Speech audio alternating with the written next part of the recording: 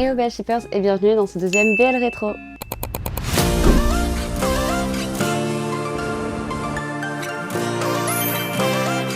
Aujourd'hui, on va revenir sur un BL coréen sorti assez récemment qui s'appelle Something Is Not Right ou 무언가 잘못되었다.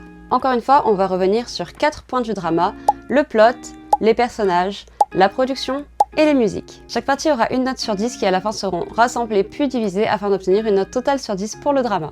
Sans plus attendre, revenons sur la première partie, le plot.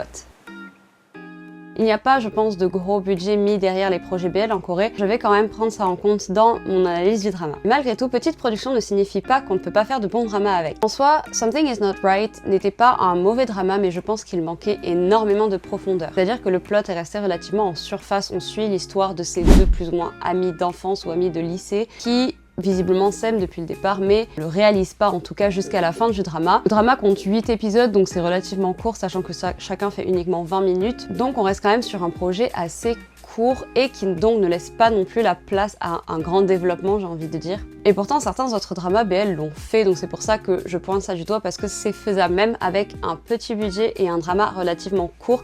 Il n'est pas impossible de développer une histoire profonde et détaillée, et malheureusement j'ai trouvé que ça manquait un peu dans Something Is Not Right. En soi le plot n'était pas mauvais, c'était assez sympa, je l'ai regardé vraiment avec plaisir, j'ai beaucoup aimé la série, mais c'est vrai qu'au bout d'un moment je trouvais que c'était assez répétitif, on manquait d'éléments, de détails, de surprises, tout était assez prévisible en fait du début jusqu'à la fin, il n'y a aucun moment où je me suis dit « Oh tiens, ça je m'y attendais pas ». En revanche, un petit détail que peut-être beaucoup ne sauront pas sur la série, c'est que Something Is Not Right est une adaptation d'un webtoon coréen. Et en fait, il s'agit d'un webtoon qui a déjà eu une adaptation pour son couple principal, et Something Is Not Right est l'adaptation de l'histoire du couple secondaire. Il s'agit de Stay Popular ou Who Can Define Popularity. Le webtoon a je ne sais combien de noms en langue étrangère. Et il y a quelques années de cela, un drama avait été réalisé sur cette série de livres justement qui s'appelle Blooming.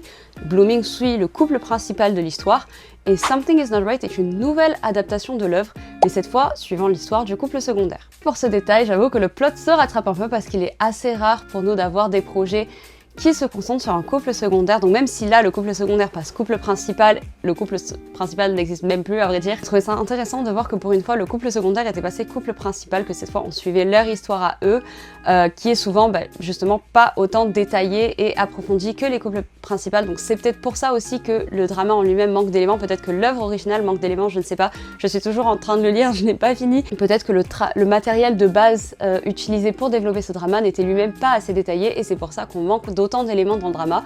Mais voilà, pour ce petit détail d'avoir développé une histoire sur le couple secondaire d'un livre, enfin d'une série webtoon dans ce cas, j'ai trouvé vraiment l'initiative plutôt pas mal, et pour ça le plot se rattrape donc un peu. Comme je le disais, le plot n'était pas mauvais, mais il manquait vraiment de détails et d'approfondissement. Pour moi, j'aurais aimé quelque chose d'un peu plus poussé, et c'est pour cela que je donne la note de 6 sur 10 pour le plot. Maintenant, passons aux personnages. Comme vous le savez, cette partie est divisée en deux. Je vais noter dans un premier temps les personnages fictifs, et dans un second temps, je noterai les acteurs, en tant qu'acteurs, leur jeu de rôle, etc. Encore une fois, puisque l'histoire elle-même manquait de détails et d'approfondissement, les personnages ne pouvaient pas être plus développés que ça en soi. On reste vraiment sur quelque chose de surface. On sait que les personnages se connaissent depuis longtemps, qu'ils ont été au lycée ensemble. On arrive à voir vraiment différentes personnalités, c'est-à-dire que chaque personnage en lui-même a sa propre couleur, sa propre attitude, c'est-à-dire que même sans voir l'acteur, juste en entendant les dialogues, on pourrait différencier les 3-4 personnages principaux, et c'est quelque chose qu'en soi j'ai beaucoup apprécié, mais malgré tout, je trouvais que chaque personnage était vraiment en surface, c'est-à-dire que c'est vraiment des personnages un peu clichés sur les bords. Chacune de leurs actions, presque même leurs paroles, sont assez prévisibles à chaque fois, et c'est quelque chose que j'ai trouvé assez dommage dans un ensemble. Par exemple, Do Ba-woo est le personnage principal avec son meilleur ami d'enfance ou de lycée, je ne sais pas, Ji-woon. Les deux sont vraiment très prévisible, et même leur attitude, c'est un combo qu'on connaît déjà. Donc Do Ba-woo qui est ce personnage plutôt fermé, qui n'avoue pas ses sentiments. De l'autre côté, on a Ji-woon, ce personnage complètement plein de vie, assez délire, un peu bête sur les bords, qui ne réalise pas trop, qui est un peu lent. C'est vraiment un combo qu'on a déjà l'habitude de voir, c'est assez cliché, c'est classique, c'est pas mal fait, mais c'est pas non plus incroyable, ce n'est pas surprenant, ce n'est rien qu'on n'ait pas déjà vu. En revanche, j'ai énormément aimé le troisième personnage principal. J'ignore si le personnage de Hamin est existant dans la série d'origine, c'est-à-dire dans le webtoon. Je ne sais même pas si son histoire justement de dessiner un webtoon sur ce couple-là fait partie de l'histoire originale. Je ne pense pas que ça arrive honnêtement dans le webtoon original, comme je dis, je l'ai pas fini donc je ne sais pas. Mais ça me paraît être fait spécifiquement pour le drama justement, pour pointer du doigt que cela vient d'un webtoon. Mais j'ai trouvé son personnage vraiment incroyable. Et par incroyable, j'entends pas qu'il est forcément quelque chose d'exceptionnel ou que je ne sais pas que ce soit quelque chose d'unique, mais j'ai juste trouvé que son personnage ajoutait vraiment une touche assez spéciale au drama. C'est vraiment ce qui le rendait un peu excitant. À chaque fois, je me demandais qu'est-ce qu'il va dire, qu'est-ce qu'il va faire. Quand on nous le présente, il n'a vraiment aucun sens. Il a des attitudes à la limite du psycho et j'ai trouvé ça vraiment hilarant du début jusqu'à la fin. C'est un personnage un peu plus complexe que les autres, on n'a pas vraiment son histoire, mais il a ce côté un peu déjanté, un peu décalé que les autres personnages n'ont pas, justement en étant un peu trop classique.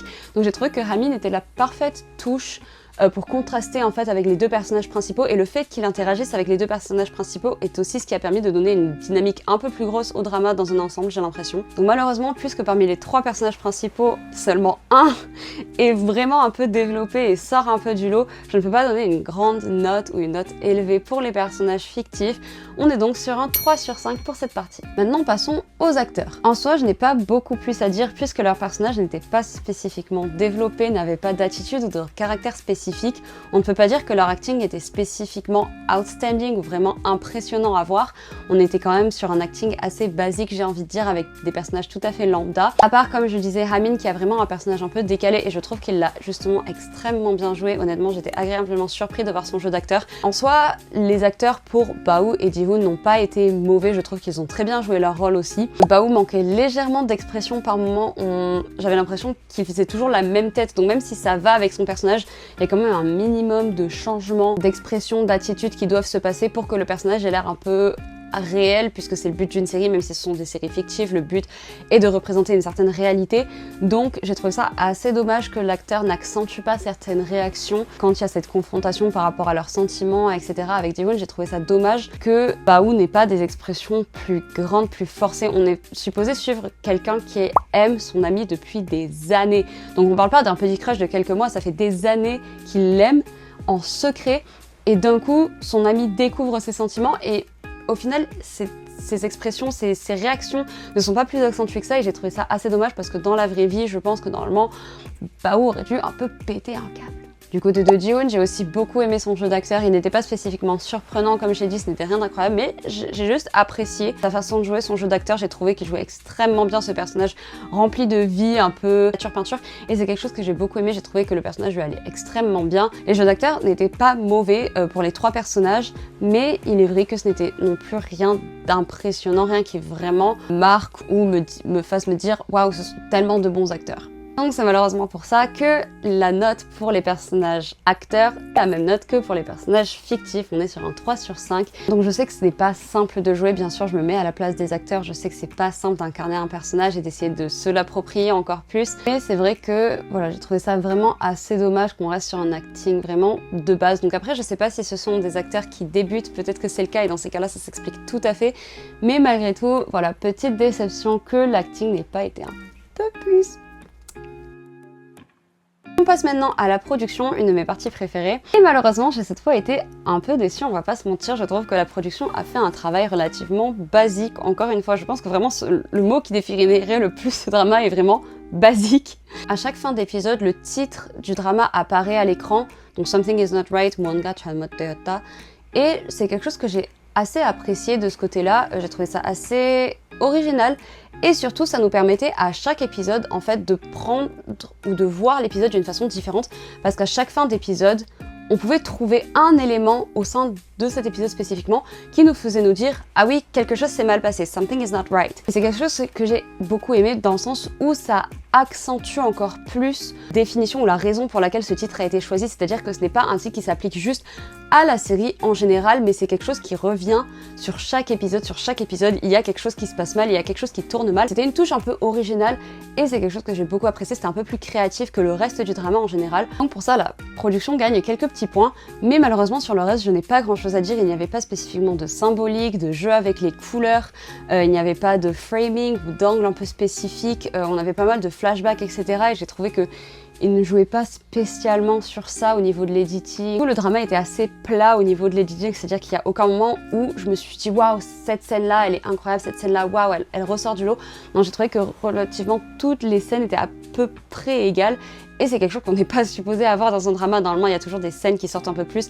Alors oui, émotionnellement, au niveau du plot, au niveau de l'histoire, il y a des scènes qui ressortent, notamment sur la fin, la scène de la confession et des choses comme ça. Mais au niveau de l'editing, au niveau visuel, j'ai trouvé qu'il n'y avait aucune scène qui était spécifiquement plus marquante que les autres. Et c'est quelque chose de vraiment dommage parce qu'ils auraient vraiment pu faire quelque chose de sympa avec ça. Quand on sait que, basé sur la même œuvre, il y a eu Blooming qui avait énormément de symbolique dans les couleurs et un editing vraiment impeccable, j'ai trouvé ça dommage qu'il ne l'ait pas poursuivi, qu'il ne l'ait pas poussé, qu'il ne l'ait pas fait aussi pour Something Is Not Right, sachant que c'est basé sur la même œuvre et que les gens vont forcément lier les deux dramas à un moment, même si ce n'est pas la même production, même si ce n'est pas les mêmes acteurs, vu que ça vient d'une seule et même histoire. Les deux dramas sont voués à juste être associés et confrontés assez souvent. Donc j'ai trouvé ça dommage qu'il y ait certaines parties, entre guillemets, qui ne fassent pas écho d'un drama à l'autre, sachant que, entre guillemets, ça vient de la même histoire en fait. Ensuite, pour parler un peu du son, j'ai trouvé que dans un ensemble, il n'y avait pas de problème. Tous les sons étaient bien enregistrés, il n'y a pas eu d'inégalité de son plus fort ou moins fort qu'un autre ou d'autres bruits un peu bizarres. Donc je pense que la qualité audio était assez bonne, la qualité visuelle était bonne, mais comme je dis, juste pas assez créatif, pas assez poussé, pas assez développé. Encore une fois, c'est vraiment un problème qui revient sur l'intégralité de ce drama, peu importe la partie. C'est donc pour ça que je ne peux malheureusement pas donner une note incroyable à la production cette fois-ci. Je donne un 5 sur 10, la moyenne, parce que le travail a été fait, on a quand même un drama d'une assez bonne qualité, mais voilà, on manque de quelque chose pour pousser plus loin. Enfin, la dernière partie, les musiques, encore une fois, celles-ci ne sont pas mal, vraiment j'ai trouvé qu'elles allaient bien avec chaque scène, avec l'ambiance du drama en général. Il y a une chanson en particulier qui me vient en tête qui est présente sur la fin de la série. Une musique un peu upbeat, assez sympa qui se joue. J'ai trouvé que celle-ci était vraiment très bien choisie, elle avait un côté un peu frais, un peu jeune, un peu... Voilà, et je trouvais que ça allait très bien avec le cast, avec le moment, la série en général. Je pense que le reste des OST présents dans la série n'était pas mal non plus, je trouvais que c'était assez bien placé. Peu importe l'émotion, que ce soit tristesse, joie, humour, je trouvais que chaque scène ressortait assez bien en relation avec la musique, donc dans ce sens-là, je trouve que les musiques étaient pas si mal choisies, mais juste pas mis en avant, il n'y a rien de marquant encore une fois. C'est dommage parce que cette série est vraiment pas si mal, mais elle a rien de spécial. À la base, elle a quelque chose de spécial puisqu'elle développe un couple secondaire d'une histoire originale, donc voilà, encore une fois, pas mal de déceptions à travers ce drama. Donc comme je disais, puisque les musiques sont tout de même assez sympas et assez bien choisies, la musique rattrape un peu le reste des notes avec un 7 sur 10. Donc nous avons à présent toutes les notes pour chacune des parties du drama. Il est temps de voir la note finale pour le drama qui est de 6 sur 10. Encore une fois, ce n'est pas une note extrêmement élevée, mais je trouve qu'elle correspond assez bien au drama, c'est-à-dire que on n'est pas à la moyenne tout à fait, puisque la moyenne aurait été pour un travail vraiment décevant et basique, où rien ne sortait un peu du lot, rien n'était vraiment plaisant, on va dire, à regarder, quelque chose qui juste ça se regarde et c'est tout. Là, le drama était tout de même assez agréable à regarder, j'ai bien aimé, certains des jeux d'acteurs étaient assez sympas, mais c'est vrai que dans un ensemble, ça reste quand même un travail assez classique, assez basique, qui ne nous sort pas des clichés qu'on a l'habitude de voir dans les BL, et c'est quelque chose d'assez dommage et qui a fait pas mal descendre la note de ce drama malheureusement. J'attendrai de voir la suite du webtoon, puisque j'achète les versions papier, c'est pour ça que je ne l'ai pas encore fini.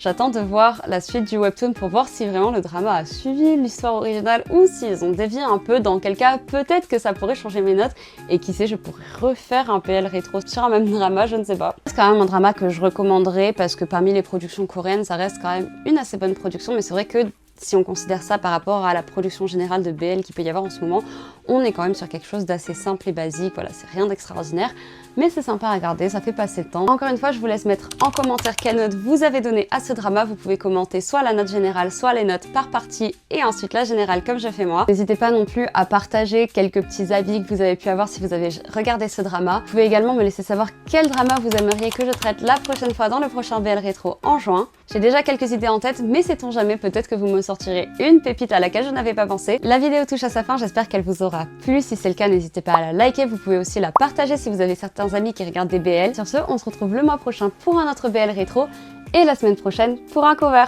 Allez, à plus!